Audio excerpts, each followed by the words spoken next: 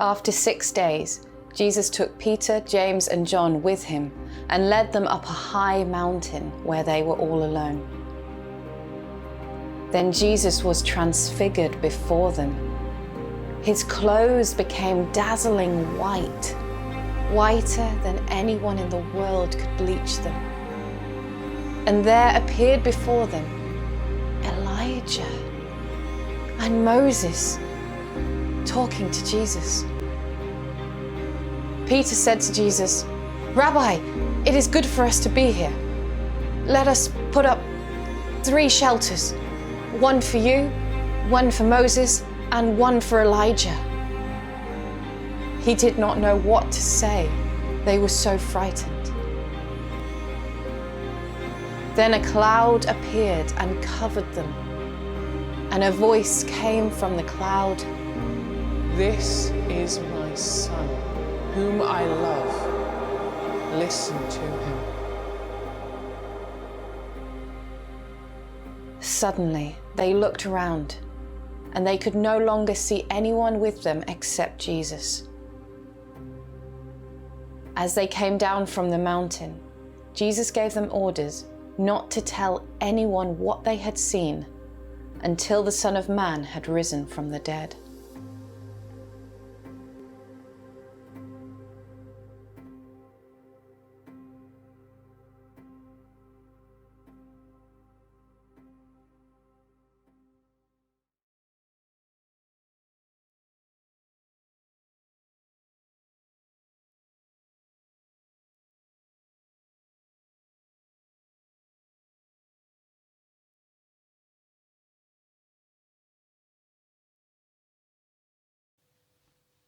Hello.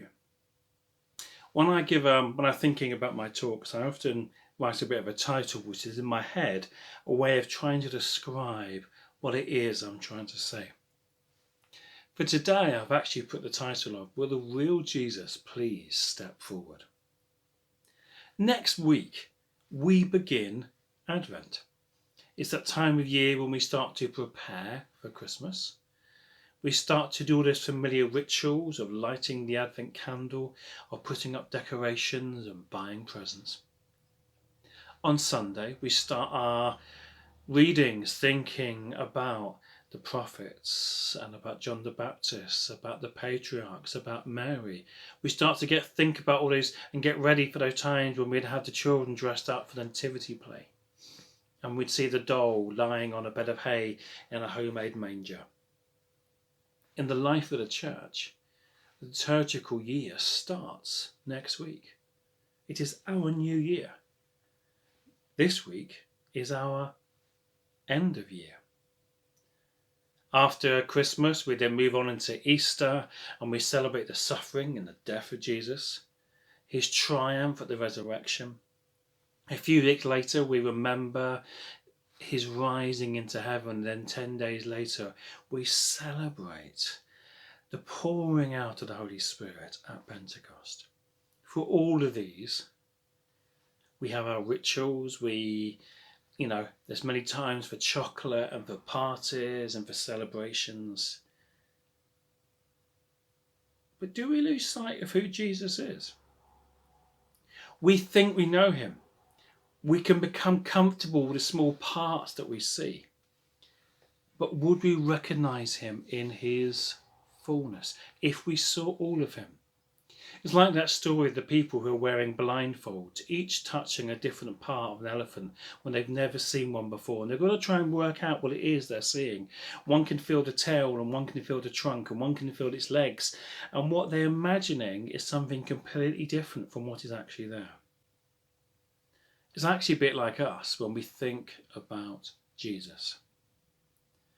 Throughout the year, our calendar makes sure that we try and cover everything. But now, on the last Sunday of the Christian year, we actually have a new title. We call it Christ the King.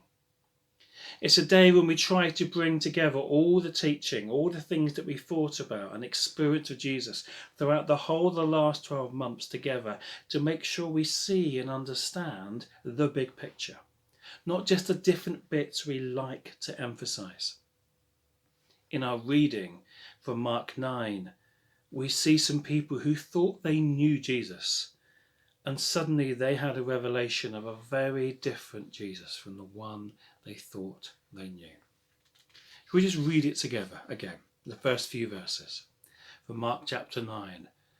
After 6 days, Jesus took Peter, James and John with him, and they led him up a high mountain where they were all alone. There he was transfigured before him. His clothes became dazzling white, whiter than anyone in the world could bleach them. And there appeared before them Elijah and Moses, who were talking with Jesus. Peter said to Jesus, "Rabbi, it is good for us to be here. Let us put up 3 shelters, one for you, one for Moses, and one for Elijah." He did not know what to say.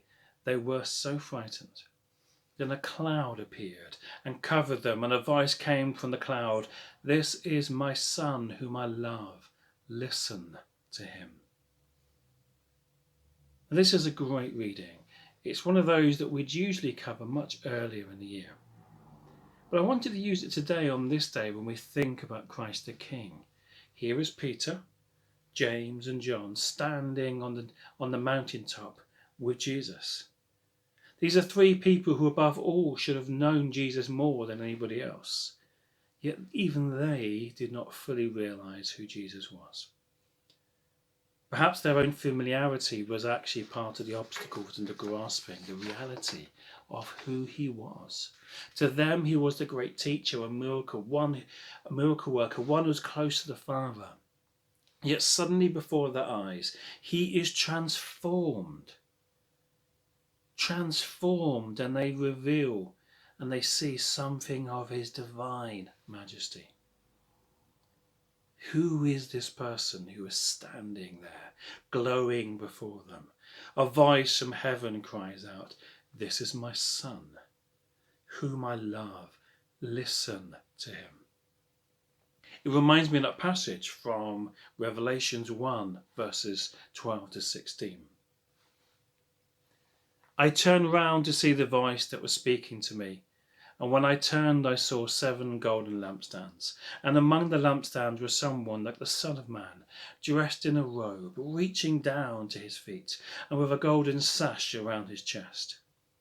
The hair of his head was white like wool, as white as snow, and his eyes were like blazing fire.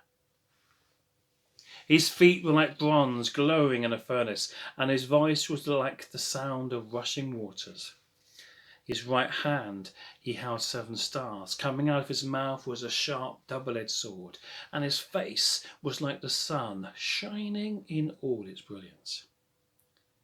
Here we have the same John who had been on the mountaintop when Jesus was transfigured, now on the island of Patmos having another revelation of Jesus. And the Jesus he sees is a more divine, more majestic, more awesome figure than he has ever seen before. Is this the little baby who lay in the manger? Yes, it is. This is the great mystery of the incarnation. Is this the one who surrendered himself to the cross?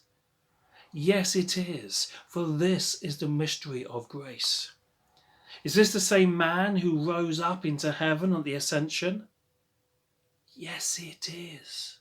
But he didn't just rise up. But as we're told in Mark 16, he is now seated at the right hand of the Father, ruling and reigning from heaven. Who is this Jesus? For the journey we have taken as a church for the last year, we have been seeing a bigger and a bigger and a greater Jesus. We so often limit him to the little doll in the manger who is the focus of our traditions. We can lose him amongst our Easter eggs and our cards and the celebrations we have there. We can see him risen at Ascension and then see him somehow drifting, becoming distant and remote, not ruling and reigning and ever present through the Holy Spirit. Who is this Jesus?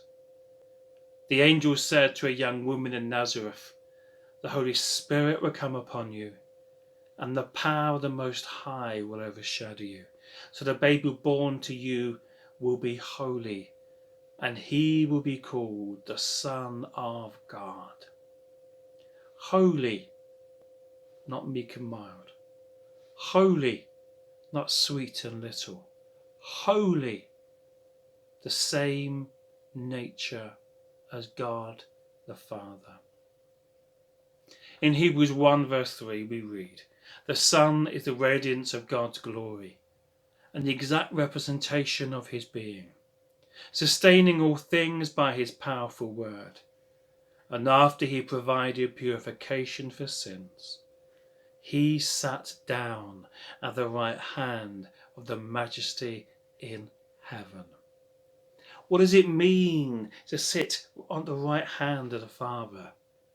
It means to share the throne of heaven, to rule from the highest seat in the universe. In Revelation 19, we also read the words that he was given the title of King of Kings and Lord of Lords. King of Kings. In the West, the most powerful title we have is to be an emperor.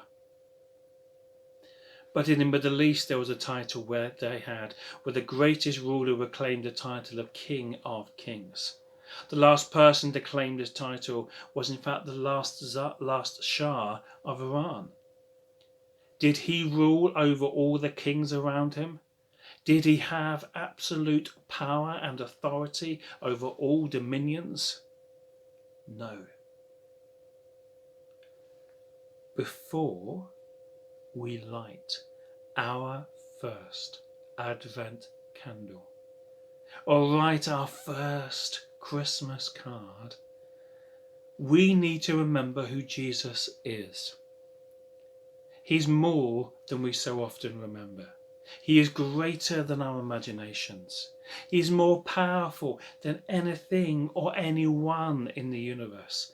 He is the King who rules and reigns over all dominions and powers and authorities. He is the one who came for us, who died for us, who rose for us, who will come again in his glory, and we will rise with him. On this day, when we remember and we celebrate Christ the King, we need to ask ourselves, which Jesus do we worship? Which Jesus is our King? Is the way to imagine him too small? Is our understanding too limited? Is he still the gentle Jesus, meek and mild? Or is he the King of Kings and the Lord of Lords, the one who sits and reigns and rules from the throne of heaven? Is he a sweet little thing that we come to remember on a Sunday morning in church? Or is he the King of heavens who rules and reigns in our lives?